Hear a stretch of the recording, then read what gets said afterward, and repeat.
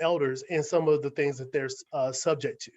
So that's this place where you all intersect in terms of trying to do some good on behalf of a target population and also intersect yourself. So we're going to do a little activity. This is called a Jamboard. And what we're going to do is we're going to look at the members in this group. So what you put in chat was, let me look in chat. So there's some people in this room, and you know, Lisa Baker comes from NC SHIP, Northeast Regional Manager, trainer, a background in social work, domestic violence and aging. We have Daryl Griffin, Adult Protective Services, Supervisor of Guilford County.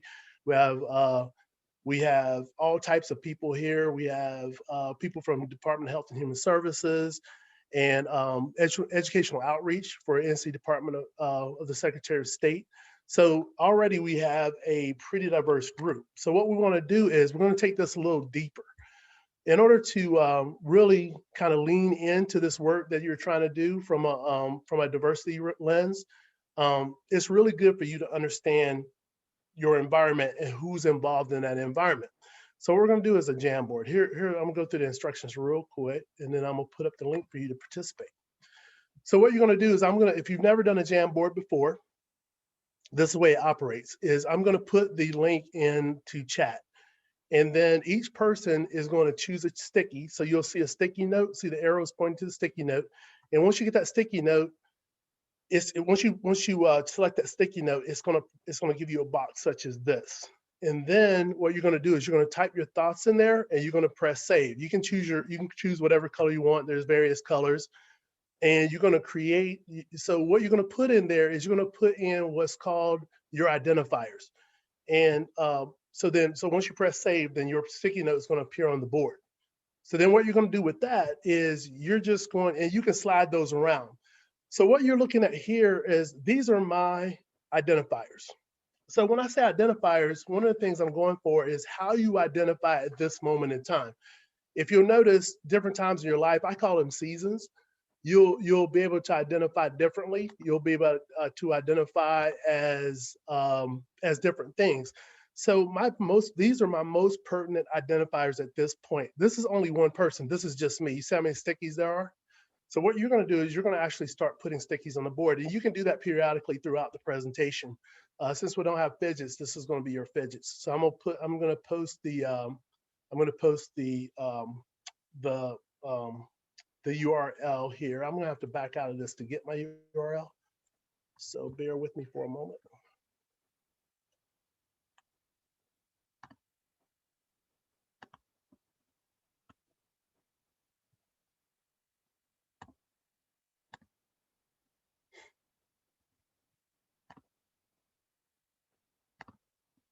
So the URL is coming up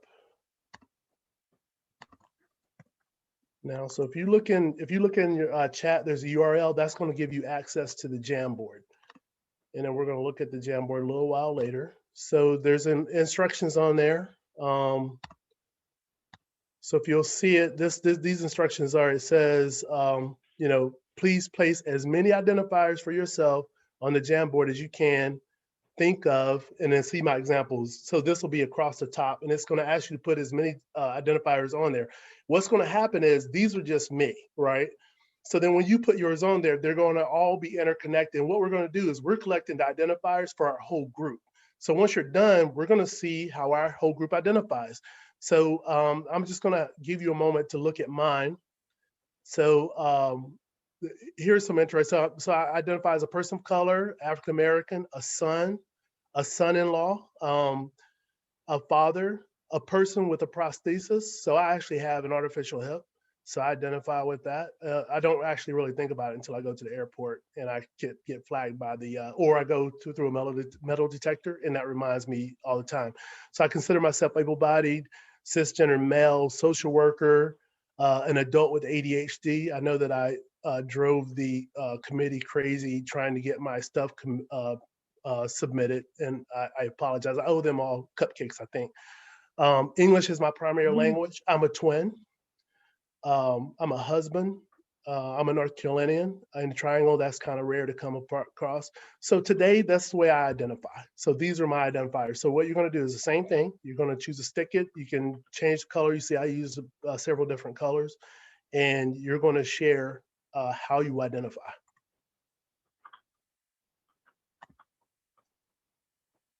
So, oh,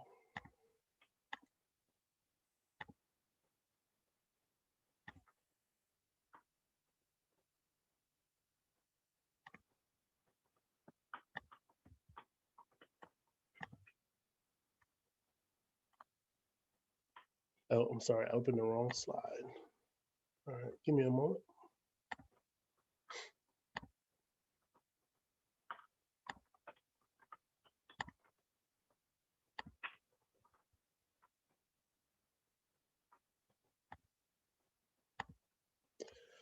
So the idea here is multidiscipline does equal multicultural, because if you're in a group of people, everyone brings their own identity to that group. So you have abilities, you have gender expression, political affiliation, sexual orientation, nationality, age, personality, color, culture, gender identity, physical health, ethnicity, education, marital status, location, class. All of those things you bring to the table. So you don't leave.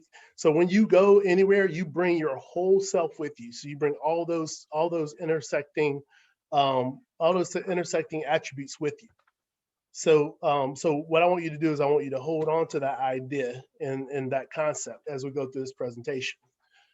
So one of the things we have to consider, and this is something I run into often, is frequently we discuss diversity, and it just comes back to race.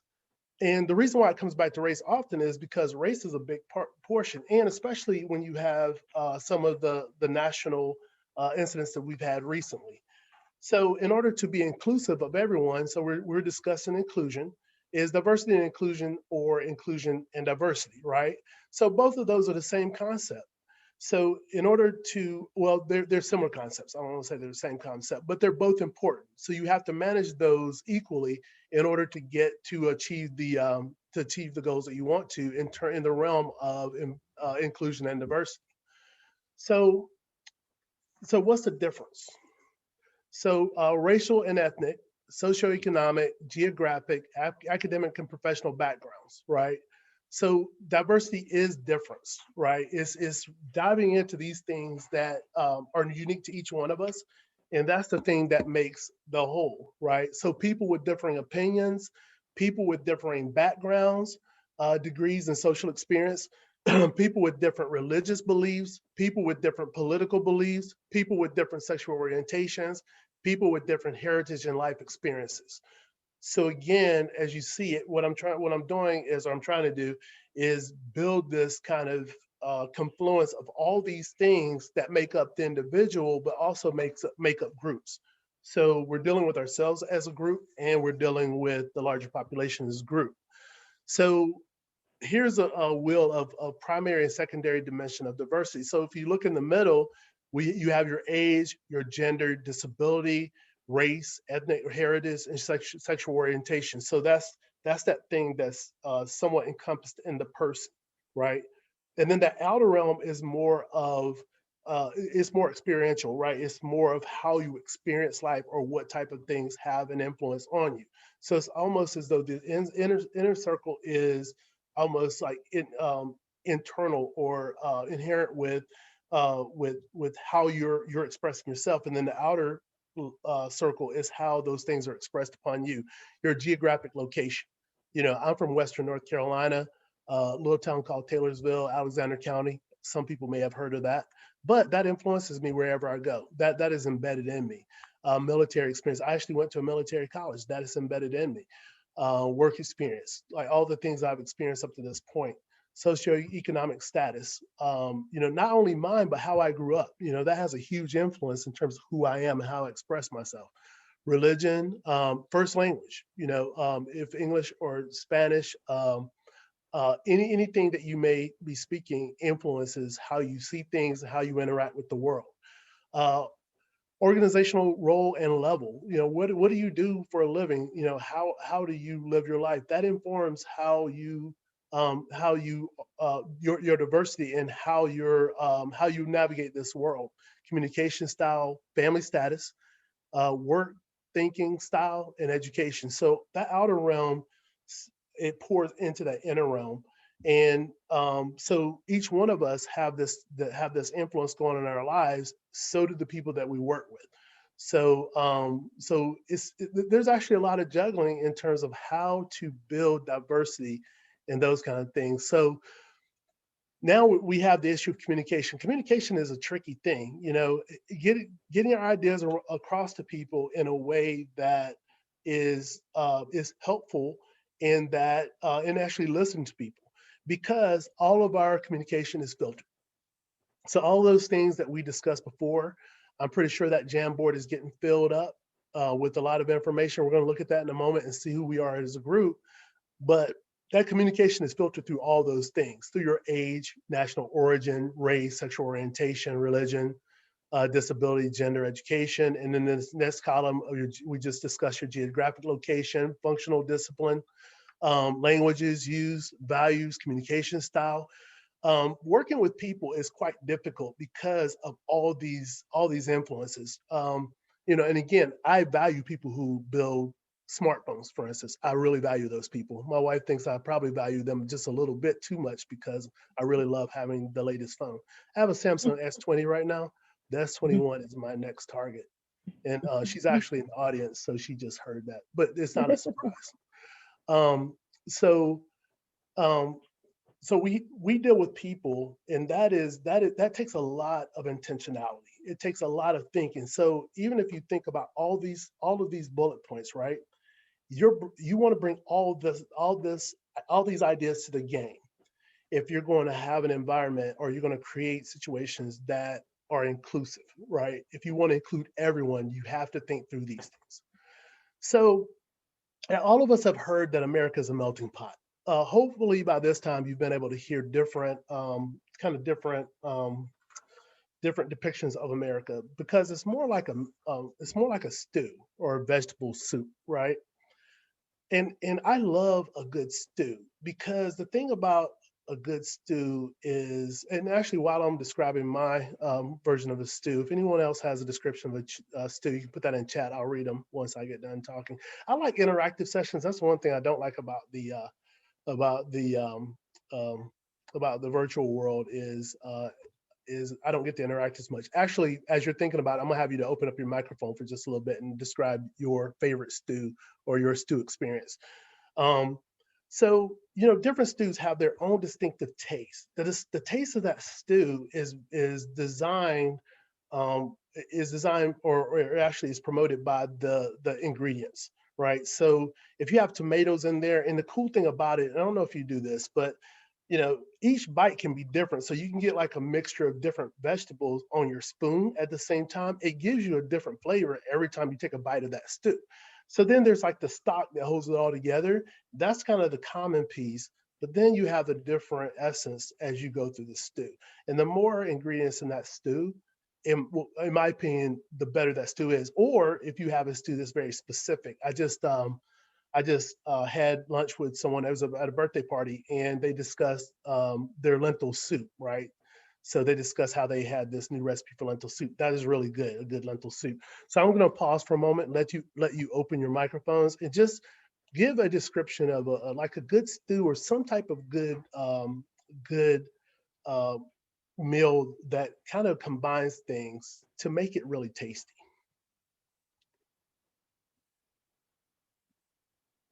And I'm gonna look at chat while you're thinking about opening your microphone. So Lisa Barker says stew can be different with a similar essence every time you prepare it. That is actually a really good point.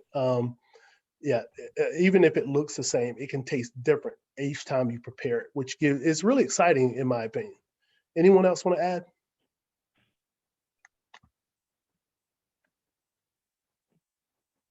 All right, so I'm going to imagine you guys are imagining your favorite stew. So no one else. All right, I got one more in chat, I think. Oh, Althea Taylor Jones says to add cream. Yeah, cream. And again, you can take that same soup, add cream. That makes a whole different pot altogether, right? So you have the same ingredients, you add one thing different with a little different attribute that changes it. Better or worse, it just depends on the taster. You could have clear stock, you can have tomato base in that stew, corn chowder. Shannon Gerger talked about the clam chowder. Okra. Uh, Vanessa, I'm not so sure about the okra. It gets a little slimy and hey, but okra's not for everyone. But some people like okra. Plenty of veggies, exactly. Like you want those veggies just kind of and let it cook in a crock pot so that everything just absorbs that essence, right? And that's Vanessa loves okra. Uh, so that's the essence really of what we're trying to do too, is make sure that everything is included, because this inclusive work is what makes the work that we're doing so rich, right? And it makes it so valuable, is that we can appreciate, even if, again, I don't really necessarily care for okra, but if Vanessa came over to my house, I would add some okra to the stew for sure for Vanessa, right? Lisa Parker says, when you share it with someone, it even tastes better. Exactly. Gumbo from New Orleans. Daryl, you're talking my language right now. Crock pots are definitely made in heaven. Yes. That's where I order mine from. Well, my wife calls it Amazon, but it's kind of the same difference.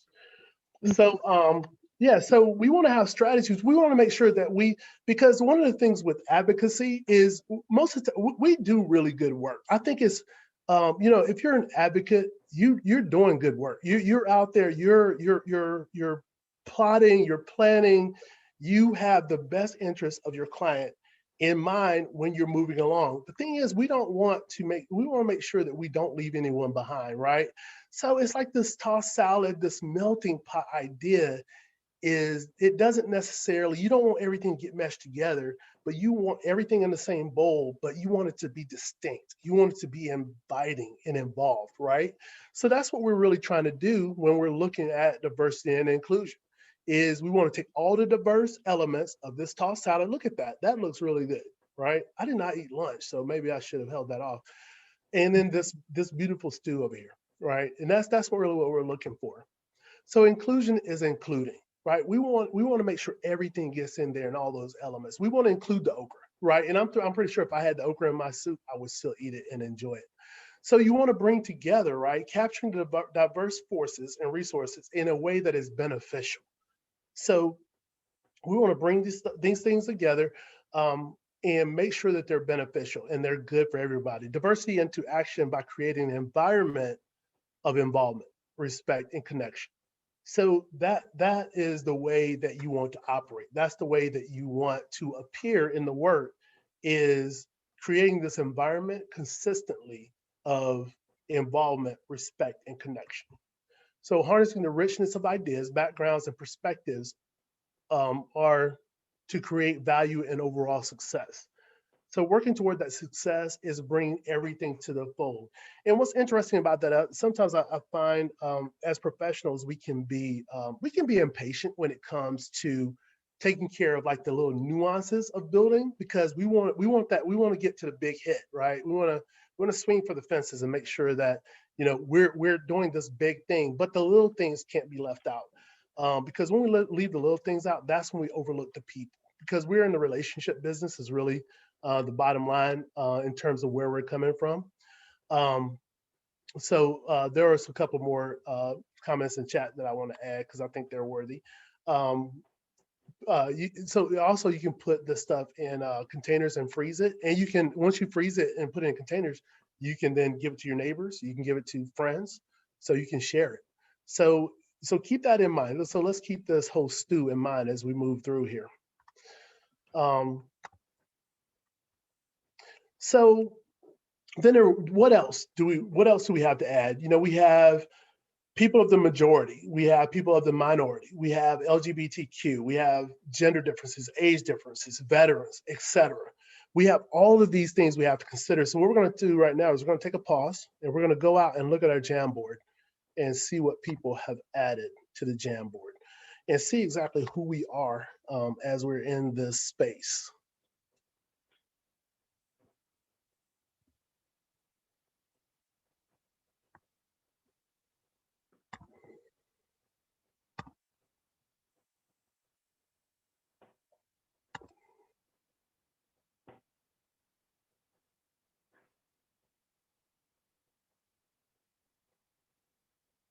Hang on, I gotta close some tabs because it's not popping up. And you can continue to write on the Jamboard as we go on here.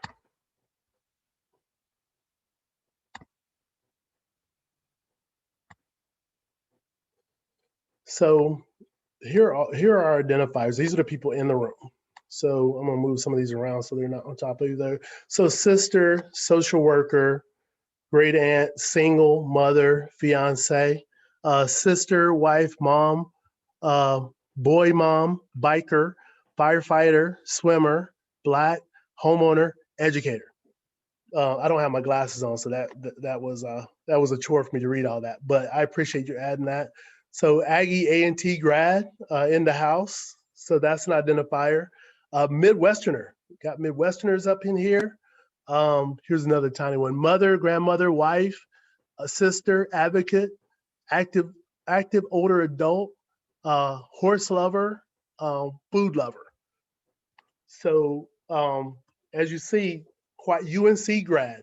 Um, so sister, boy, mom. We have a couple of those in the house. We got a couple of moms in the house, wife, biker. Um, as you see, this is a very diverse group of people.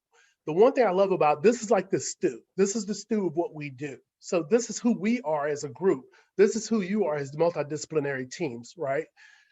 These are rich ingredients to bring to multidisciplinary teams, because if you think about it with this, and the more you mix this up, the more ingredients you bring, you add, the more fruitful and the more effective that you're going to be as multidisciplinary teams. So we're going to look at that a little bit, but this is amazing. This is a really comforting group, right? So I'm thinking, if I want to brainstorm, if I want to know how to get some things done on behalf of anyone from any walk of life, I'm looking at this board and I'm thinking this is a group of people that's going to help me be able to make really, really good decisions on behalf of the people that we're trying to serve. So we have public servants, we have knitters, daughter. I'm trying to think, see if there's any mom back there. Spiritual. We have a lot of spiritual people. So if you look at this and you look at the people that we serve, this is a good start in terms of meeting who they are as well, right? So whenever you're sitting down and you're trying to have a voice that's inclusive, this is a good group to be inclusive. So if you see, this board is so full, and I'm almost certain that we didn't put all of our identifiers up here, right? So this is the thing that as multidisciplinary teams, we got to be aware of and conscious of, is that we do bring a lot of resources to the table when it comes to looking at diversity and inclusion. All right, so we're going to go from here. And if you have that link, you can continue to look how the board is filling up. And when you're looking at the board, look at some of the identifiers that you did not put up there and see some of those may relate to you as well. So you want to look at the board and see what else relates to you. So we're going to go back to our PowerPoint.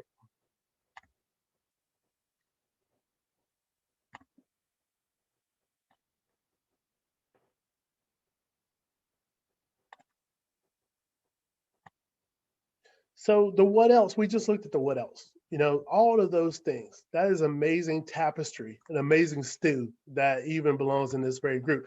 So then we look at the difference between inclusion and diversity.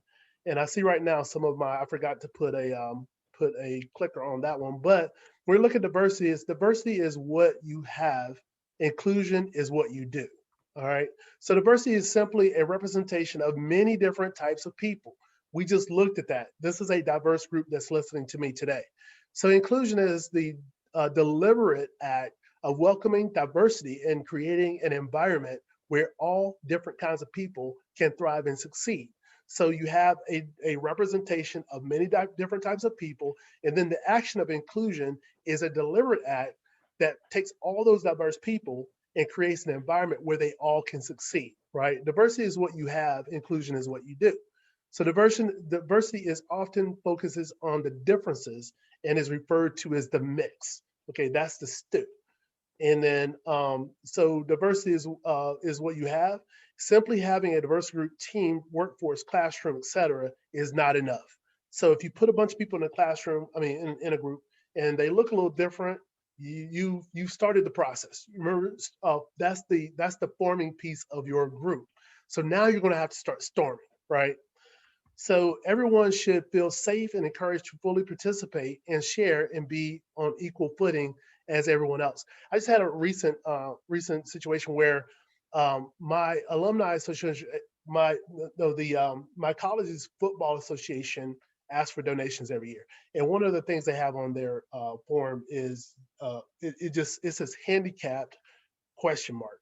So me being the social worker, I wrote a whole kind of paragraph in the little, and all you're supposed, it was like a place for a checkbox, but I put a question mark questioning, why they chose that word and the things like that, right?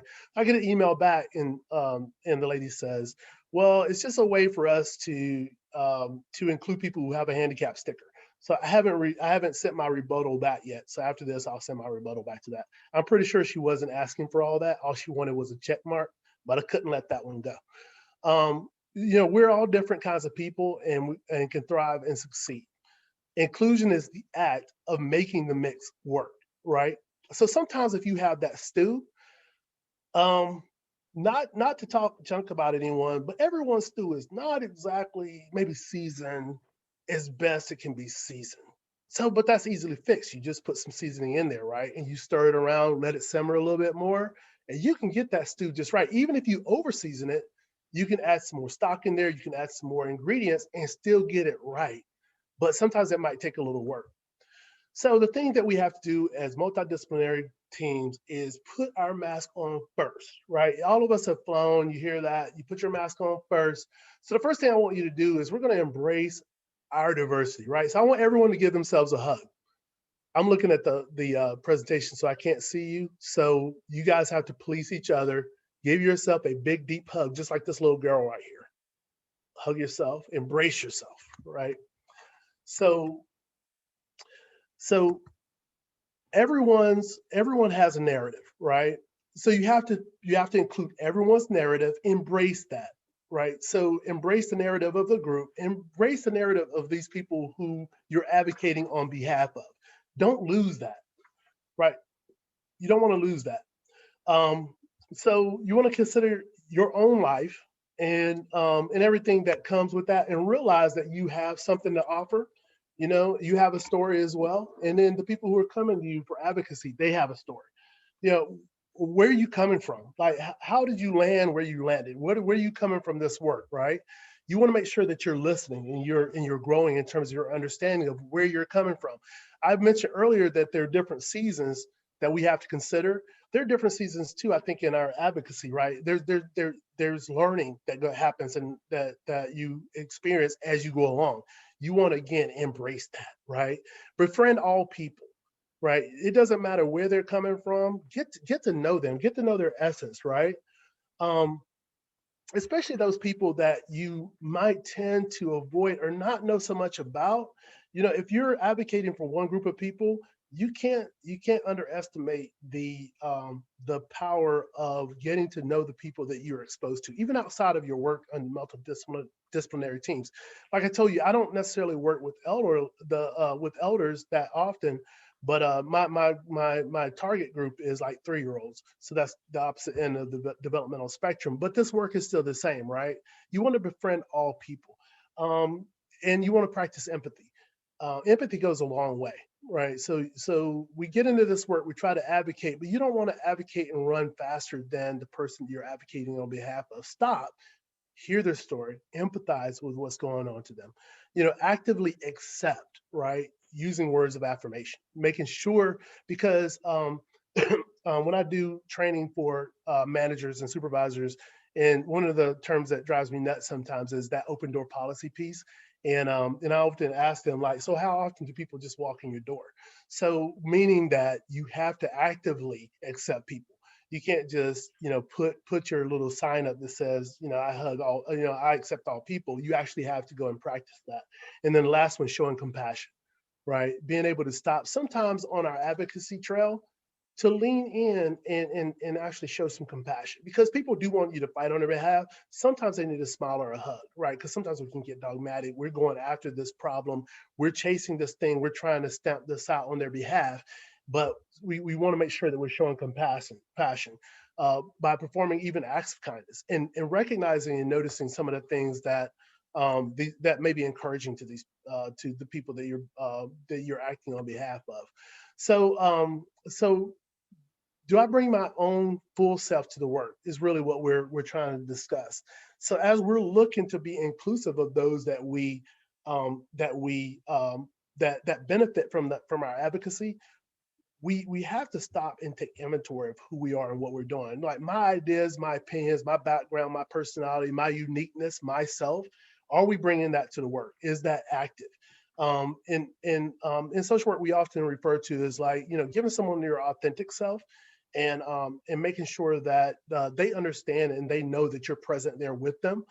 Because having someone to fight for you is amazing, but oftentimes when people are disenfranchised and they're not listened to, having one more person to advocate for them and not particularly listening to them and leaning into who they are is helpful. But it's one of those situations where they've probably gotten used to it. So you want to be different. You want to be, again, inclusive, regardless to the person's stats. So here's just some stats that I pulled off in terms of in 2019 through 2020 Census Bureau. 65 older population grew rapidly. So those baby boomers are out there, and grew by 1/3, right? So there's a group of people that you're advocating for that's growing. If you can think about it, if it's growing in numbers, it's growing in diversity, right? It's growing in the different intersectionalities. So if you think about that exercise with the post-its and that Jamboard, think about the Jamboard that's coming at you, right? And how many diverse situations and experiences that these people are coming with. So as you're designing to be inclusive, as you're thinking about diversity, you want to broaden the way you think about that. And again, allow that person, again, their story, embrace them, right? So again, these is just kind of a snapshot of who these people are. So from a a racial perspective, this is who you're dealing with now. So these numbers are continuing to grow. And so then what you have to decide is, as you're building your multidisciplinary team, what is your multidisciplinary team makeup, right? So this is just somewhat of a grid, because, if you're thinking about being intentional and you're looking at advocating for people who may be like you or may not be like you, and one of the things in my diversity work, one of the things that I have grown, it was really a sharp realization, or I would say, not necessarily a realization, I guess a sharpening of a realization, is even if someone looks like me and has a proposed or a perceived, maybe the same journey or a similar journey to mine, they're not like me. They're very individualistic, right? So even so, as you're looking at your multidisciplinary team and you're looking at the snapshot of your multidisciplinary team, you want to consider that you want to have representation that helps you to think about inclusion, right? Um, Kay says, with all the social workers and mama bears, we can take on the world. That's right. But and again, we can do so many great things, but we want to make sure, again, we're bringing the people that we're advocating for on behalf of with us. So disability impacts everyone, right? African Americans with disabilities, Latinx, Hispanics with disabilities, women with disabilities, LGBTQ individuals with disabilities, and that list goes on. This is just kind of prompt your thinking about the different types of individuals that you're going to run into, right? So all genders, identities, orientations, faiths, backgrounds, you name it, if you can think of it, and that's what you want to do, is you want to activate your brain to think about all of the different possibilities, so that when you're advocating, you're not leaving anyone out. And I do want to say this, that as you're going along, like I said, there are learning curves as well. You know, uh, there are often situations where you could be advocating and not think of an individual, but that's where this openness and embracing comes in handy, because you're constantly learning. You want to always be learning and be a lifelong learner in terms of what disabilities are out there and what people are facing. So the benefits of working of workforce or disability inclusion is it improves understanding of those who work with. It creates creative environments that allows people to reach their full potential. So you get to kind of glean off all that creativity, right? Multiple perspectives, better outcomes for consumers, boost overall morale, and improve customer relations, right? So you get to improve the work that you're trying to do. And I know all of you want to do the best work that you possibly can. So equitable race and diversity inclusion culture. So so so what we're doing is now we're trying, so we went to the individual and we're going to like the smaller group. Now we want to push that out a little bit, that you want to have a mindset of an equitable racial and diversity inclusive culture, right? So that's just the way you want to operate. Again, you want to learn, right? So if you build it, then you'll get the outcomes that you're looking for. You're going to include the people that you want to include, right? And you can prepare yourself even for the people and the diversity that might come your way that you hadn't experienced before or that's new encounter. So you want to look at the players. So typically in a group, there's cultural insiders and outsiders. So there's two type of cultural brokers, right? So they operate in two different ways. So cultural insiders integrate ideas from different cultures. So they're going to bring those ideas into the group. And then you have cultural outsiders. They elicit ideas from different cultures. So so the cultural insiders combine information and ideas from their team into something unique, right? So they're gonna have a certain. So when you have those multicultural teams, and again, as much as possible, because you're limited to the number of the people you're exposed to or that you have to kind of to collect as your teams. But you want to diversify as much as possible. So you'll have the insiders and the outsiders, whereas the outsiders utilize a much more participatory approach with information and ideas drawn out of their teammates, right? So the outsiders are the ones that are going to ask questions, right? They're going to bring inquiry to the process because maybe they don't know. And this is the beauty of having a group that's willing and open to questions, is you can get to the bottom of things quicker, or I would say more successfully when you have people asking questions, right? So there's subtle difference, but you want to have people who have kind of a lived experience in some of these groups, and some people who are curious about these situations. So creating a framework for inclusion and diversity. So we're going to put a little bit of nuts and bolts on this, like exactly how do you do this, right? So here's a little framework, and this was taken from there's actually a framework for inclusion and diversity, but just to give you some ideas and to prompt you to think. So I've discussed with you kind of recruiting this diverse group of people to be on your multidisciplinary team. So now what do you do with these people, right? And you have a mindset of building this culture that is inclusive and that is aware of the differences that are coming at you and differences within. So you want to build teams reflective of the target population. So whoever you're dealing with, you want to make sure that you have people on there that can speak to some level of knowing about the group that you're working with. Identify and address barriers to the multidisciplinary teams. What do you need to get these people into your group? What are the barriers to getting these people actually to sit at the table? Attract and retain talented team members skilled at working in an inclusive and respectful manner with one another and the community. So you want to get good team members who are interested and curious about how to mix this thing up, how to build the best stew, and create processes, policies, plans, practices, programs, and services that meet diverse needs of consumers served by the MDT. So you want to consistently look at the way that you do your business, right? And if nothing else, you either confirm that you need to make some changes, or you confirm that things are going well, that you're actually meeting the goals that you wish to meet. So again, that's that intentional piece. Um, to effectively serve the broadest segment of the population is look at how to build an MDT that broadly reflects the diversity of the community served, and then look at how the MDT includes the perspective of the target population.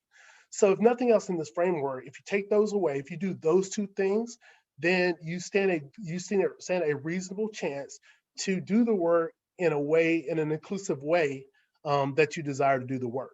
So you want to make sure that when you're looking around your group, that is diverse and it represents the population that you're aiming to serve, and then that includes some of the perspective of the target population. So however you might go about that, and I would urge you to be very creative in terms of the way you go about that. So here's some elements of the framework. Is number one, informed, committed leadership. So you got to make sure that whoever is responsible for putting the group together, that number one, that they're committed to this culture, that they're committed to this inclusive culture, and that they're committed to make that happen. So therefore, when any of your requests, any of your recruiting or whatever is supported, right? Comprehensive scope of goals and activities. Again, this is where going back and testing your goals and activities comes in handy, and running those by people that are in the know. Integration of goals from different disciplines. So we all come at this work from different with a different lens. You want to make sure all those lenses are present at the table and that they're encouraged to speak up. Dedicated resources. This day and times is trying to make sure that resources are available is very important. Focus education and training, such as you're getting now, policy review and development, share responsibility and individual accountability, and measurement and evaluation. Always going back to make sure that um, that you're hitting the target that you're aiming at, right? So um, the framework vision is, what does your population look like? What does your multidisciplinary team look like, right? Inclusion, what does your population look like, and what does your multidisciplinary team look like? So I know those are the same goals, but it works, right? You want to make sure, again, because you can look outwardly, but looking inwardly is so important and very effective in terms of being able to aim what you're shooting at. So these items should provide a vision for what it looks like to reach your population, right? So it's almost like you're having this conversation about what we look like and who we're trying to reach. And inside of those relationships that are inside, then you're gonna have a better chance of reaching your target for those outside. So, so the way that people differ from one another, again, you're looking outside. Is remember you have these spheres of attributes that you're looking at. So you're looking at character, right? Educational background. It's a little fuzzy. I don't know if you can say it very well. Language, those kind of things, and then you're looking at population characteristics, right? Ability, age, sexual orientation, gender, work status, income, seniority, work location. And then on top of that, you have personality. We have people, you have to, again, include who this person is, because you have this persona that's wrapped up in this individual that you're trying to help. So you got to make sure that you take that in consideration as well. So the proposed intervention would be, this is a social inclusion framework. Um, so these are 12 health determinants that can help in terms of your intentionality regarding going after this inclusive population. So these determinants, are underpinned by susceptibility for abuse, right? History of trauma and abuse, communication needs, disability, health status, mental capacity, social support, culture, language, sexuality, religion, gender identity, social and economic status.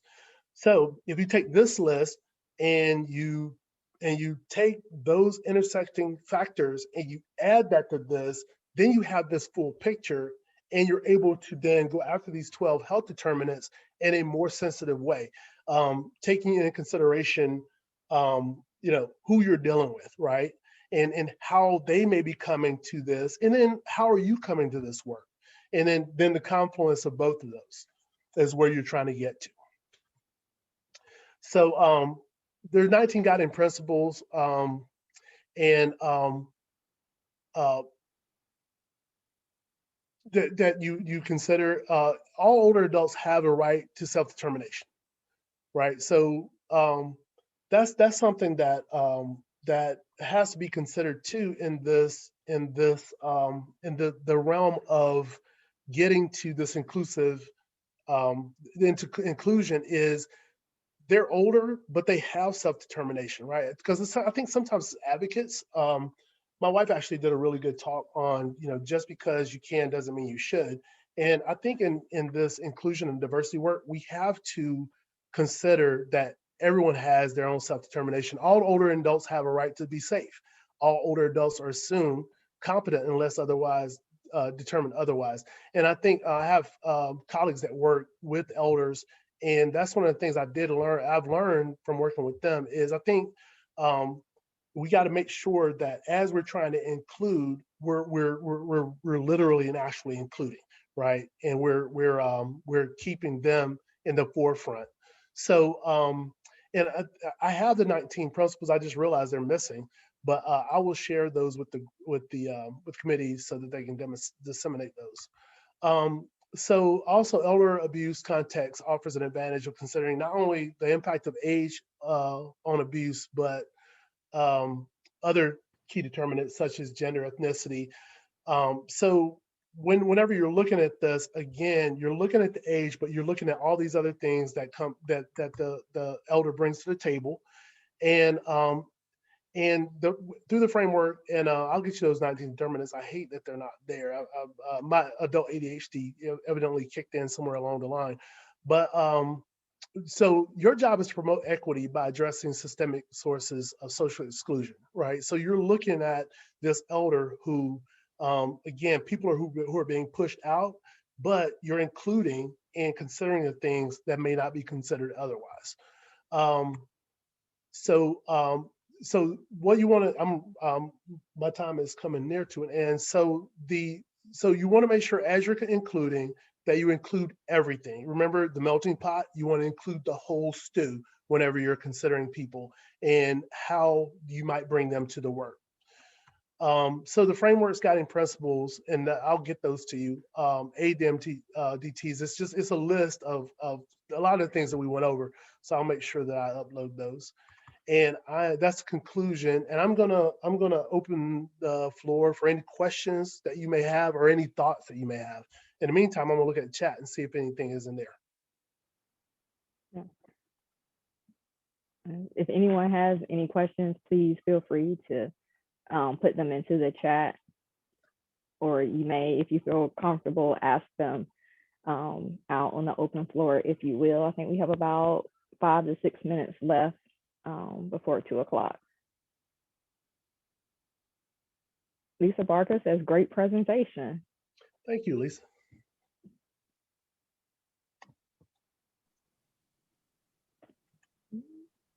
You really made the presentation feel relatable.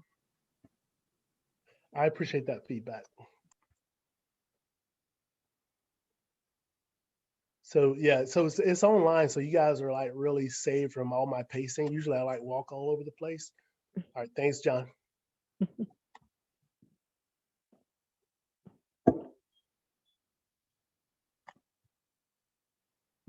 We have Thank you so much.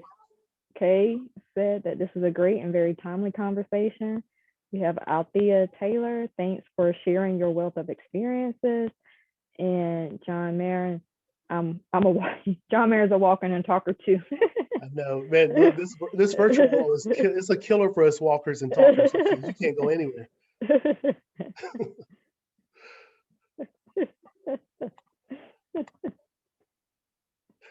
All right. So I appreciate my wife is on the presentation. Usually I drag my family into these presentations. She said, thank you for not dragging our family into the presentation. You're welcome, honey. Yeah, so that's it. And like I said, I'll send those things over to Tadra in the group so that they can share those. If I'm not mistaken, I think that at 2 o'clock we will be called back into the main presentation, if you will, for our afternoon keynote. And so if no one has any questions, I think what you can do is, well, you all are already muted and your video is off, but I think that we'll go back into the main presentation or the main keynote at 2 p.m. So we can just hang around here, or you can take a break before 2, and then we'll return. Thanks, everyone. Oh yes, we do have a break from 2 to 2:15. So Okay. forgot. So, but anyway, still can hang out, hang around. If no one has any questions for Mr. Boston. So thank you all for coming and participating in the conversation and coming to see Mr. Boston speak. Have a great afternoon, you all. And thank you to Vanessa.